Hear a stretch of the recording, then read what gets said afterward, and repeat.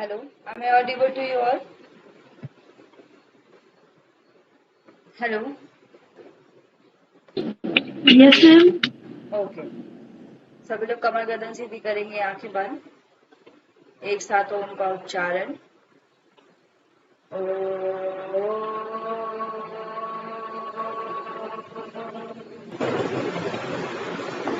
ओम भूर्भुवः स्वः तत्सवितुर्वरेण्यं भर्गो देवस्य धीमहि धियो यो नः प्रचोदयात्. Rub your both palms. Put your palm on your eyes. Now slowly and gently open your eyes.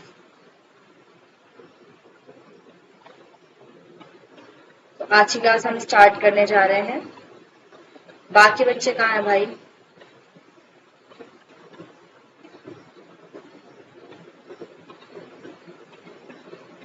बाकी लोग नहीं आए.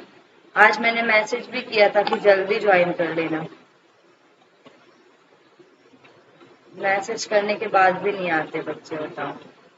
I will present the screen, then we will start.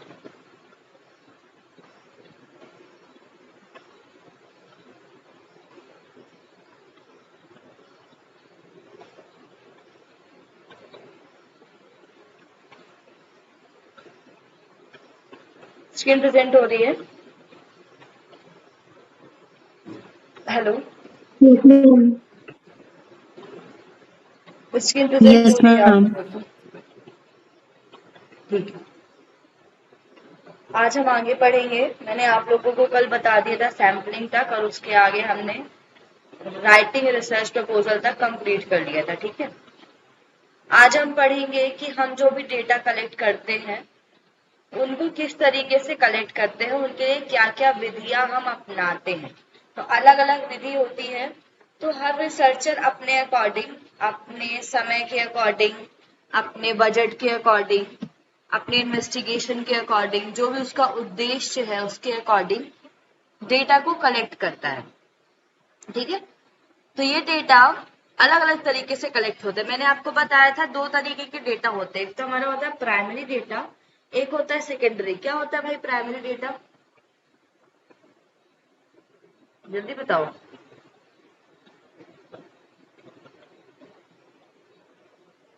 बताइए भाई.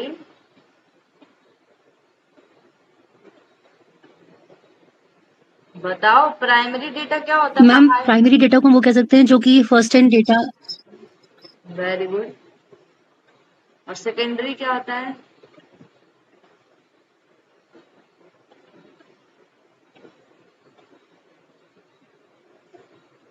सेकेंडरी डेटा क्या होता है?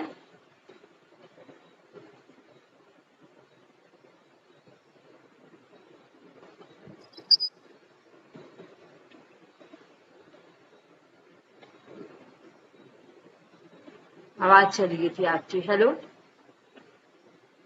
आवाज आ रही है मेरी? Hello, am I audible to you all? Yes ma'am. Okay. Secondary data बताए थे नीलम जी, बताइए फिर से.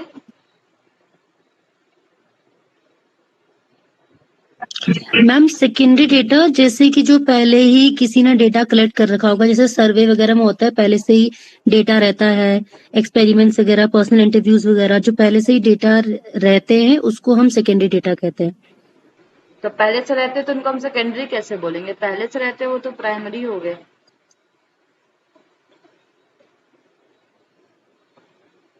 जिन्होंने पहले यूज किया उनका हम हम यूज गैदर कर कर रहे रहे हैं खुद हैं से। दोबारा. जैसे हाँ सर्वे जी करना जी, प्राइमरी उसको डेटा हम सेकेंडरी कहलाता डेटा है. कहेंगे। हम किसी के डेटा को यूज कर रहे हैं, जी दैट इज सेकेंडरी डेटा. ठीक है. चलिए, तो हमने ये यस तो देखा था. अब हम करेंगे कैसे या हम मैम। देखेंगे. हाँ जी, बताइए. मैम ये जो टीवी रेडियो और समाचार पत्र अपन जो देखते हैं, मतलब ये प्राइमरी कौन सा डेटा डेटा आता है? है. प्राथमिक है टीवी ना? देखना डायरेक्ट है. हाँ प्राइमरी। ठीक है.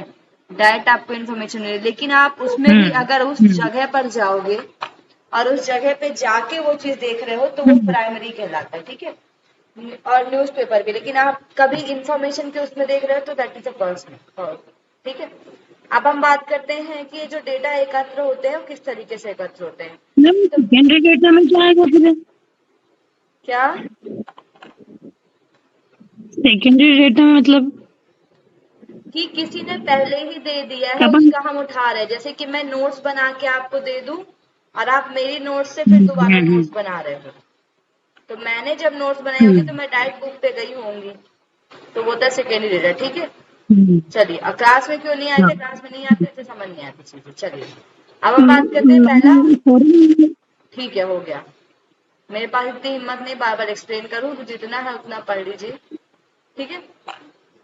अब हम बात कर रहे हैं सबसे पहले कलेक्ट कैसे करते हैं डेटा को। तो सबसे पहले हम करते हैं ऑब्जर्वेशन के द्वारा।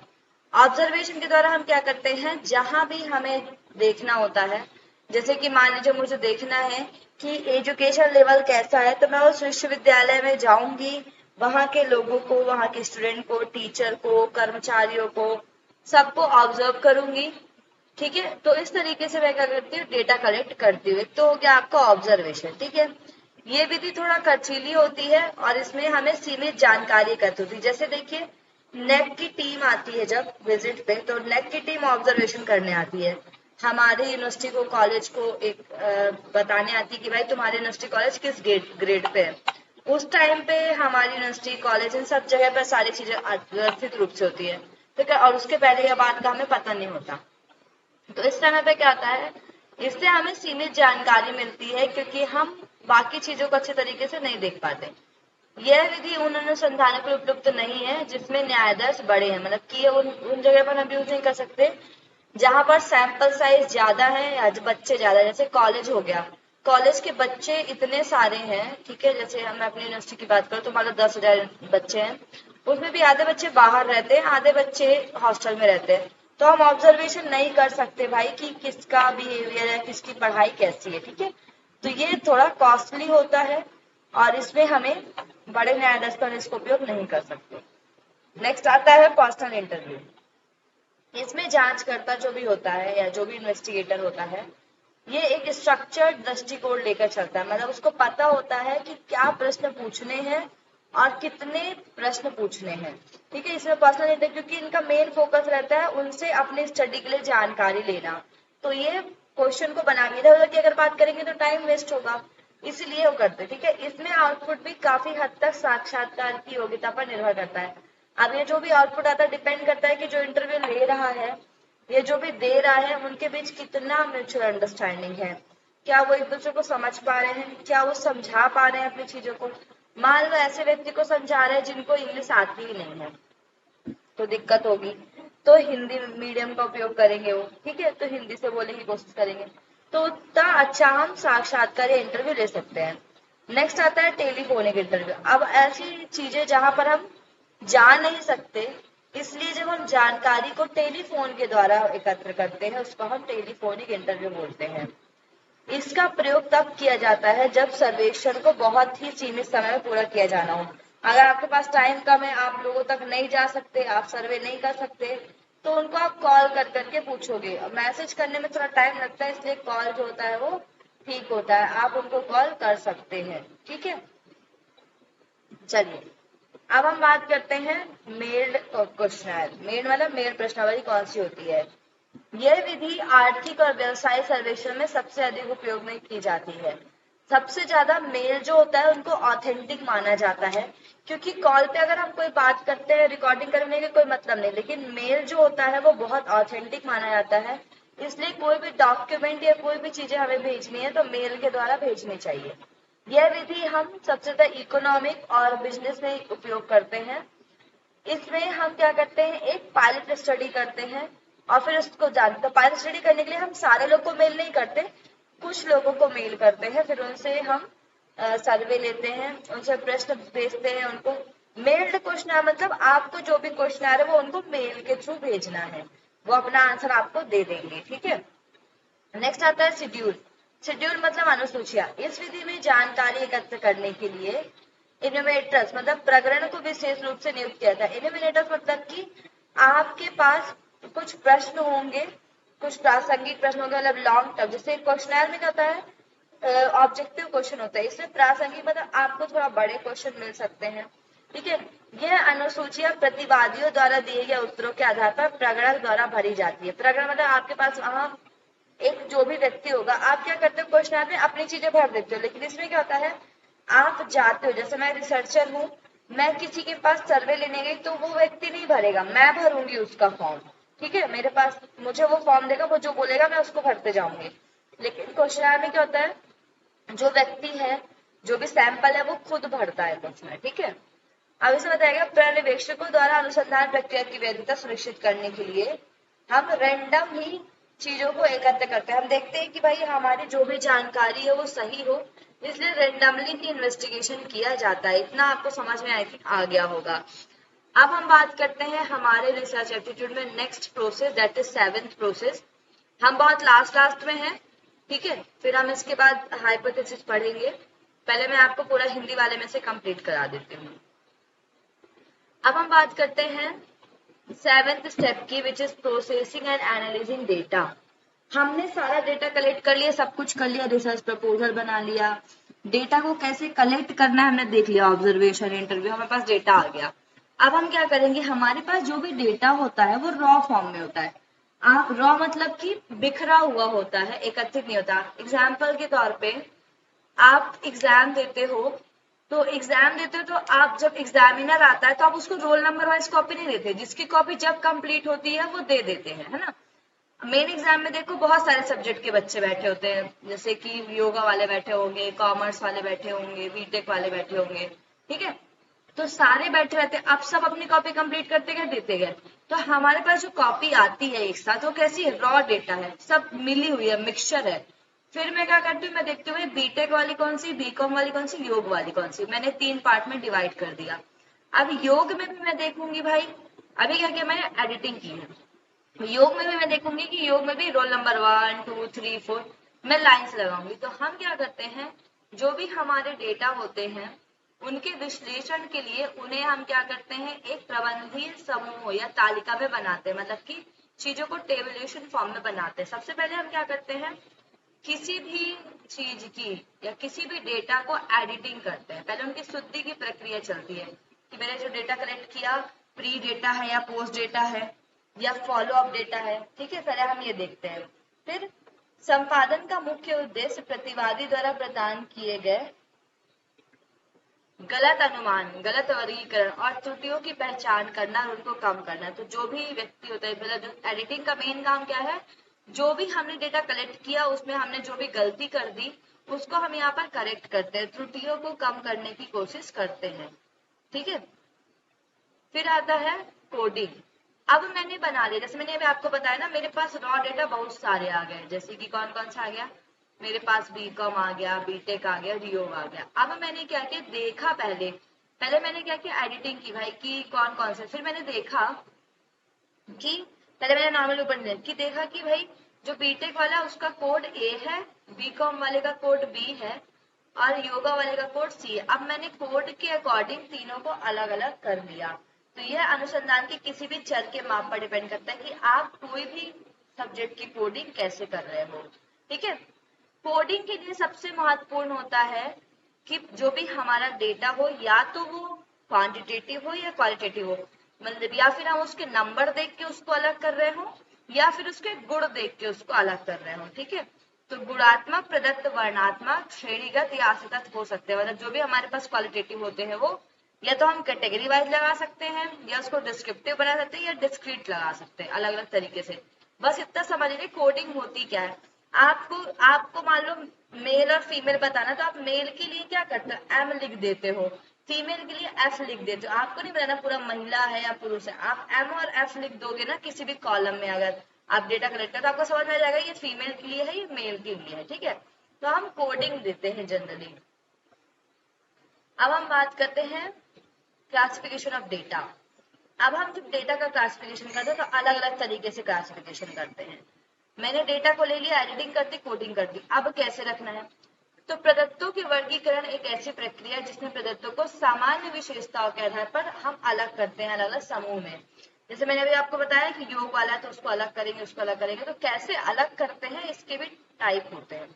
सबसे पहले सिंपल क्लासिफिकेशन। जैसे मान लो मुझे देखना है, एक क्लास में मैं गई, मुझे देखना है कि एमबीए की डिग्री किसको किसको मिल गई है, तो मैं दो ऑप्शन रखती हूँ, हाँ और ना।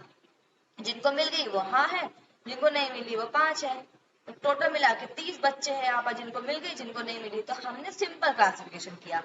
मैनीफोल्ड क्लासिफिकेशन क्या होता है, जब हम उसके अंदर भी एक एक क्लासिफिकेशन करके बनाए। जैसे कि मैंने अपने स्टडी में किनको लिया, तो मैंने पुरुष को लिया, महिला को लिया, मान लो, ठीक है। फिर मैंने पुरुष महिला में भी किसको लिया, जो बीएससी कर रहे हैं, पीएचडी कर रहे हैं, उनको लिया। फिर इसका भी क्लासिफिकेशन कर सकती हूँ कि पुरुष की उम्र कितनी होगी, कितने से कितनी, और महिला की कितने से कितनी होगी उम्र, ठीक है। मैं इनको इनके व्यवसाय के आधार पर भी अलग अलग कर सकती हूँ। तो मैनीफोल्ड क्लासिफिकेशन ये होता है। इतना समझ में आया? पहले ये बताओ। Hello hello. यस जी मैम। मैम। जी ठीक है, अब हम बात करते हैं नेक्स्ट, ठीक है। हम जो क्लासिफिकेशन करते हैं वो इंटरवल के अकॉर्डिंग भी कर सकते हैं। मान लीजिए हमें देखना है कि मार्क्स देखने, मान लो मैंने 3 ग्रुप कर दिया था यहाँ पर एडिटिंग कोडिंग करके, कि भाई ए वाले बीटेक वाले हैं, बी वाले बीकॉम वाले हैं, सी वाले योग वाले हैं। अब सी वाले में भी जो योग वाले हैं, उनमें से जिनके मार्क्स 80% से 90% है, उनको मैं एक टेबल पे रखती हूँ। तो मैं देखी कि 80 से 90% वाले हमारे पास 2 लोग हैं। फिर 70 to 80 कितने लोग हैं, तो 3 लोग हैं। ऐसे करके मैं उम्र के आधार पर भी, मतलब एक बराबर इंटरवल के आधार पर, मैंने यहाँ पर कितना कितना इंटरवल है, 10-10 का, 80 से 90, 70 से 80, 60 से 70। या फिर मैं उम्र ले सकती हूँ भाई, अगर मैं डेटा कलेक्ट कर रही हूँ तो मैं देखूंगी भाई कि 15 से 20 वाले जो महिलाएं हैं वो एक तरफ होंगी, 20 से 25 वाली और 25 से 30 वाली। तो ये हमारे ऊपर डिपेंड करता है कि हम अपने जो भी डेटा है उसको किस तरीके से मैनेज करते हैं। और ये जो भी हम मैनेज करते हैं हम अपने सेल्फ अंडरस्टैंडिंग के लिए करते हैं, और इसलिए कि हमारा डेटा जब हम प्रेजेंट करें तो सामने वाले को समझ में आए, हौच पौच ना हो, ठीक है। इसलिए भी हम ये चीजें करते हैं, इसलिए ये बहुत इंपॉर्टेंट चीज होती है आपके लिए। अब बात करते हैं टेबुलेशन का। हमने जो भी चीज बनाई उसको हम टेबल फॉर्म में लगाते हैं। इसके लिए भी आजकल टेक्निकली हमारे पास एक्सेल है, तो हम एक्सेल सीट का उपयोग ज्यादा करते हैं। एक्सेल सीट में इसलिए उपयोग करते हैं क्योंकि उसमें हमारे पास फॉर्मूला भी होते हैं। आप उसमें एवरेज निकाल सकते हो, प्लस कर सकते हो, ग्राफ बना सकते हो, सब कुछ होता है आपका एक्सेल सीट में, ठीक है। तो सारणीकरण तकनीकी प्रक्रिया एक भाग है, ये तकनीकी का मतलब टेक्नोलॉजी है, जहां पर हम डेटा को क्या करते हैं, एक टेबल के फॉर्म में दर्शाते हैं। जो भी चीज हो गई उसको टेबल, पहले हमने क्लासिफाई कर लिया कि कैसे बताएंगे, अब इसकी टेबल बना दी, जो टेबल बनी ना इसकी हमने टेबल बना दी, ठीक है। यह कच्चे आंकड़ों का सारांश और विश्लेषण करने के सुरक्षित, मतलब हमारे पास जो भी चीज थी अभी डेटा थे उनको सही तरीके से बनाने में काम आता है, तो इसके लिए हम कंप्यूटर का उपयोग करते हैं, ठीक है। इतना आप लोग को समझ में आ गया होगा। अब आता है एनालिसिस ऑफ डेटा। तो जो भी हमने डेटा कलेक्ट किया उसमें जब हम न्यूमेरिकल लगा देते हैं या गणित के कुछ मेथड लगा देते हैं तब हम उसको बोलते हैं एनालिसिस ऑफ डेटा। डेटा का एनालिसिस करना, इसमें हम प्रतिशत लगाते हैं, मतलब परसेंटेज निकालते हैं, उसका एवरेज निकालते हैं, उसका कोरिलेशन निकालते हैं, रिग्रेशन निकालते हैं, अलग अलग चीजों का हम निकालते हैं। ये डिपेंड करता है कि हम कैसे डाटा कलेक्ट किए, क्या वो डाटा न्यूमेरिकल डेटा है या वो डेटा क्वालिटेटिव है। के लिए अगर न्यूमेरिकल है तो अलग लगेगा, अलग अलग फॉर्मूला यूज होंगे, ठीक है। आपको डेटा पढ़ने की जरूरत नहीं कि कौन सा क्वालिटेटिव एंड क्वांटिटेटिव। अब देखिए डेटा एनालिसिस अलग तरीके का होता है। एक तो होता है मैनुअल। मैनुअल मतलब आप खुद से बनाओ अपने फॉर्मूले और उसमें पुट करते जाओ। एक होता है कंप्यूटर की मदद से, जैसे मैंने आपको बताया एक्सेल सीट है उसमें आप एवरेज का फॉर्मूला लगा दो। तो इसके लिए SPSS आता है, सबसे इम्पोर्टेंट सॉफ्टवेयर है। जब आप PhD भी करोगे, अभी बैचलर में जब डिसर्टेशन भी करोगे तो आपके लिए SPSS बहुत इंपॉर्टेंट है। सबको नहीं आता SPSS करना, तो हम स्टैट्स वालों की मदद लेते हैं। SPSS का फुल फॉर्म होता है statistical package for social science. इसको याद कर लेना, पूछा जा सकता है। ठीक है, ठीक है भाई। इसको IBM ने बनाया था इसका न्यूमेरिकल सॉल्यूशन लेने के लिए। SPSS statistical package for social sciences, जिसका नाम बाद में बदलकर SPSS कर दिया गया, मतलब statistical product and service solution किया गया था। ठीक है, अब हम बात करते हैं सबसे इंपॉर्टेंट हाइपोथेसिस टेस्टिंग के बारे में। ठीक है, तो यहाँ पर आपको नहीं दिखेगा इतना, मैं आपको पहले इंग्लिश वाला पढ़ाऊंगी फिर हिंदी वाला पढ़ाऊंगी। ठीक है,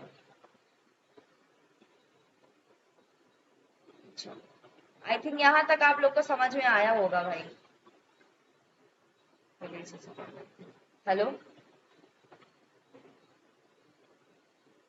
हेलो, हाँ मैम, जी मैम। ठीक है। अब देखिए, हमने डेटा कलेक्ट कर लिया। डेटा को एनालिसिस करने के लिए हमने मेथड भी देख लिया कि हमें कौन कौन सा मेथड यूज करना है।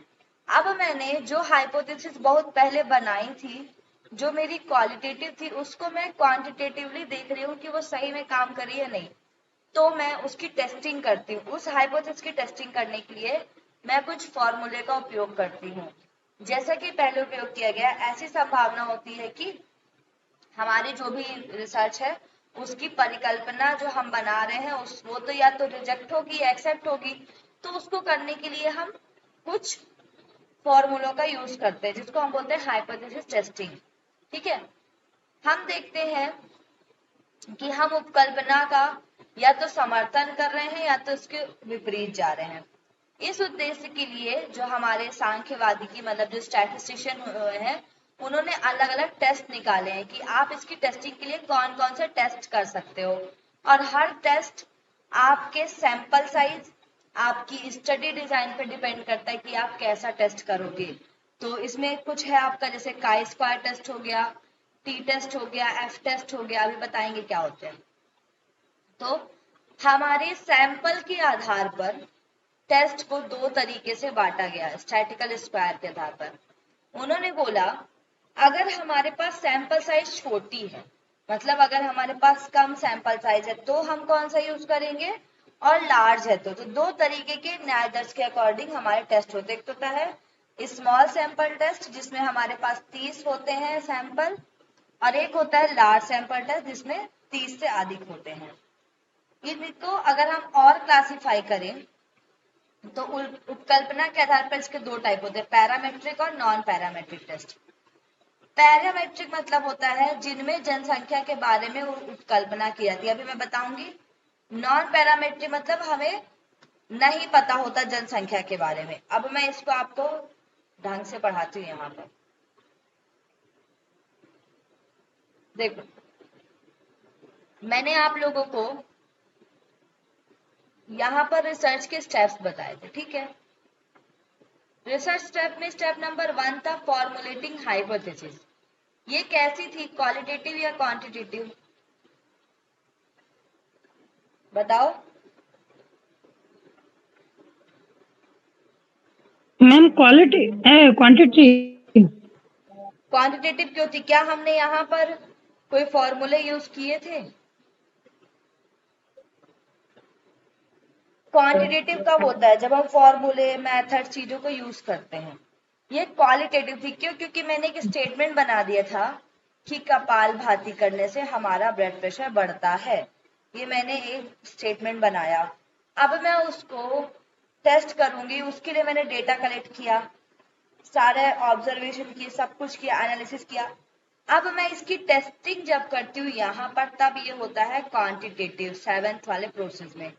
तो हाइपोथेसिस टेस्टिंग करने के लिए अलग अलग मेथड बनाए गए हैं, और जब हम इन मेथड का यूज करके टेस्टिंग करते हैं तो कहीं ना कहीं हमसे कुछ ना कुछ गलती या त्रुटि हो जाती है।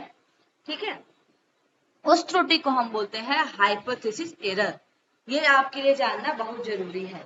ठीक है, most of the time we believe that our decision are correct while testing a hypothesis. हम कभी कभी सोचते हैं कि हमने जो डिसीजन लिया वो सही था और हम अपने डिसीजन को फॉलो करते चलते हैं।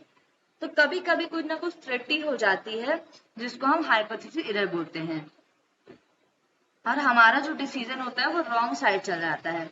तो यहाँ पर दो तरीके की एरर होने के चांसेस होते हैं कि हम कैसा एरर कर सकते हैं।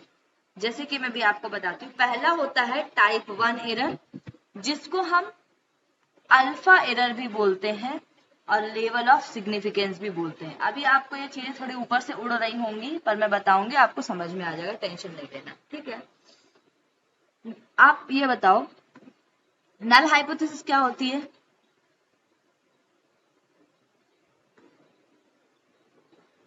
बताओ। जब हमें लगता है किसी का किसी पे प्रभाव नहीं पड़ेगा, नल हाइपोथेसिस होती है। अगर पड़ गया तो हम एक्सेप्ट कर लेते हैं, तो उसको हम क्या बोलते हैं? अल्टरनेटिव हाइपोथेसिस बोलते हैं। अब देखो कैसे एरर होती है। पहली एरर होती है if true null hypothesis rejected, मतलब कि हमारी नल हाइपोथेसिस जो कि एक्सेप्ट होनी थी, ठीक है। मैंने बोला कि कपालभाति करने से हमारा ब्लड प्रेशर बढ़ता है, ठीक है। तो ये मेरी क्या थी, मतलब मैंने एक हाइपोथेसिस बनाई थी, उसको एक्सेप्ट होना था, लेकिन मैंने उसको रिजेक्ट कर दिया, ठीक है। जैसे मान लो आपको एग्जाम में क्वेश्चन आया है, आपने आंसर सही लिखा ऑब्जेक्टिव में, लेकिन लास्ट में प्रेशर की वजह से आप क्या करते हो, आपको लगता है ये आंसर गलत है, तो आप कट करके दूसरा आंसर लिखाते हो। हमें लगता है कि ये नहीं, ये होना चाहिए था, तब इसको हम बोलते हैं टाइप 1 एरर। मतलब कि जब हमारी ट्रू नल हाइपोथेसिस रिजेक्ट कर दी जाए, देखो हमारी ट्रू नल हाइपोथेसिस जब रिजेक्ट कर दी जाती है, तब हम उसको बोलते हैं टाइप 1 एरर। और होना क्या चाहिए था, इसको एक्सेप्ट होना चाहिए था, करेक्ट डिसीजन था इसको एक्सेप्ट करना, पर हमने इसको एक्सेप्ट ना करके इसको रिजेक्ट कर दिया, तो ये होती है हमारी टाइप 1, मतलब हमने इसको फॉलो किया। ये और ये समझ में आया भाई? पर इतना बताओ, नहीं तो फिर मैं कल पढ़ाऊंगी, अगर नहीं समझ में आ रहा है तो, ज्यादा उड़ रहा होगा तो कल पढ़ाऊंगी। बताओ। नहीं मैम, नहीं उड़ रहा है। नहीं उड़ रहा है ना, समझ में आ रहा है, चलो ठीक है। क्या होता है, पहला वाला पढ़ा रही हूँ, टाइप 1 एरर, जिसको हम अल्फा एरर बोलते हैं। क्या होगा, जब हम if a true null hypothesis, जो हाइपोथेसिस हमें एक्सेप्ट करनी थी, मान लो हम किसी चीज को एक्सेप्ट करना चाहते पर हमने उसको रिजेक्ट कर दिया गलती से, तो हम उसको क्या बोलते हैं, टाइप 1 एरर। और हमने करेक्ट डिसीजन लेना था ये वाला, हमने चुन लिया ये वाला, तो हमारा कौन सा हो गया, टाइप 1 एरर हो गया।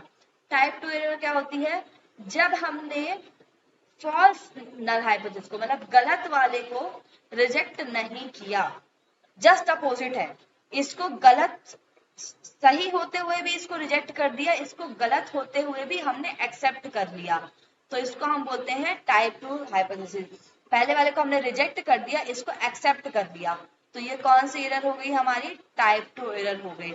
इसके बारे में और आप कल अच्छे से पढ़ के आ जाना, आपको समझ में आ जाएगा, ठीक है।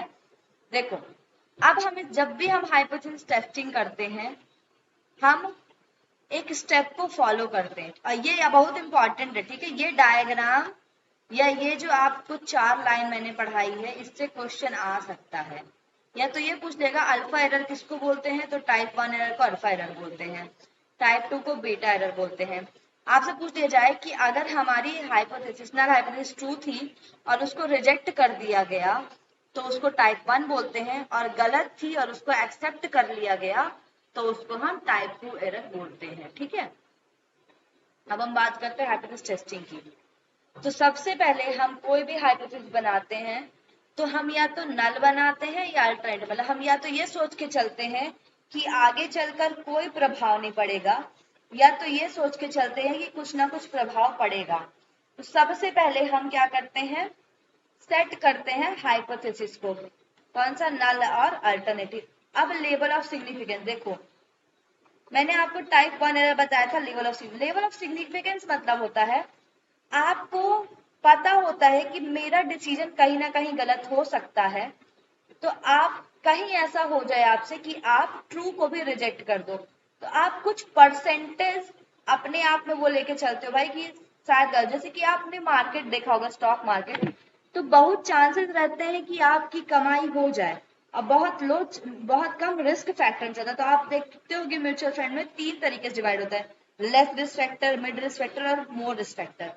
तो एक तरीके से level of significance risk factor होता है, ये सेट किया जाता है कि आपका कितना होगा, 0.0.5% मतलब आपकी 95% बात सही है और 0.5% आपकी बात गलत हो सकती है। दूसरा होता है लेवल ऑफ सिग्निफिकेंस 0.01 मतलब कि 99% आप सही हो और 0.01% आप गलत हो सकते हो। तो ये भी हम सेट करके चलते हैं स्टार्टिंग में। तो दूसरा जो हमारा होता है ये होता है डिसाइड करना कि हमारा लेवल ऑफ सिग्निफिकेंस कितना होगा। अब हम देखते हैं कि हमारा सैंपल साइज कैसा है, उसके अकॉर्डिंग हम टेस्ट यूज करते हैं कि हमारा डेटा कैसा है। 2 ग्रुप है, प्री पोस्ट कर रहे हैं तो हम कौन सा लेंगे, ठीक है। तो हम क्या करते हैं, टेस्ट यूज करते हैं, फिर वैल्यू डालते हैं, फिर उस वैल्यू को डिसीजन में डालते हैं, फिर कंप्यूटर में लाते हैं। अगर हमारी कंप्यूटर की वैल्यू ये जो चीज लिखी हुई है 4 लाइन की, ये बहुत हाई लेवल की चीज है, ठीक है। आप अगर इसको पढ़ोगे तो भी ठीक है, नहीं पढ़ोगे तो भी ठीक है। बस इतना याद रखना कि जब आपने जो भी कंप्यूटेड वैल्यू की है, आपने कंप्यूटर से जो वैल्यू निकाली है वो टेबल की वैल्यू से अगर कम है तो आपकी हाइपोथेसिस एक्सेप्ट कर ली जाएगी, नल। लेकिन आपकी कंप्यूटेड वैल्यू टेबल वैल्यू से ज्यादा है तो नल हाइपोथेसिस रिजेक्ट कर दी जाएगी। इतना बस याद कर लो, इसको समझना बहुत बड़ी चीज है। इसके लिए पूरा स्टैट्स जाना पड़ेगा आपको और आपके नेट के सिलेबस में इतना नहीं है, ठीक है। अब हमने हाइपोथेसिस टेस्टिंग के लिए स्टैटिकल टेस्ट यूज किए कि हमें कौन सा यूज करना है। तो जब हमें हाइपोथेसिस पता होती है जनसंख्या की कि आगे क्या होगा, तब हम लगाते हैं पैरामीट्रिक टेस्ट। जब नहीं पता होता तो हम नॉन पैरामीट्रिक टेस्ट लगाते हैं। पैरामीट्रिक टेस्ट में बहुत सारे आते हैं, जैसे जेड टेस्ट हो गया, टी टेस्ट हो गया, एफ टेस्ट हो गया, एनोवा हो गया। इसमें आता है नॉन पैरामेट्रिक में chi square test, U test, H test. अब ये होते क्या हम पढ़ेंगे, अब ये कल पढ़ना है आज पढ़ना है बता दो। पैरामेट्रिक, नॉन पैरामेट्रिक, और आई थिंक कल आपका कंप्लीट हो जाएगा। कल मैम, कल ठीक है, और कल मैं आप लोगों को कंप्लीट करवा दूंगी, आपका सिलेबस का कंप्लीट हो जाएगा, ठीक है भाई। जी मैम। ओके, सभी लोग कमर गर्दन से भी करेंगे, आंखें बंद। ओम शांति शांति शांति। Rub your both palm, put your palm on your eyes, now open your eyes। सभी लोग क्लास में प्रॉपर आइए, क्योंकि रिसर्च छूट गया तो कुछ नहीं आएगा, और बराबर इसका रिवीजन करते रहिए, ठीक है। जब टाइम मिलेगा हमें तो हम बिफोर एग्जाम रिसर्च का रिवीजन करेंगे, ठीक है। चलिए, सॉरी मैम, वो मेरा यहाँ पेपर था ना तो मैं 2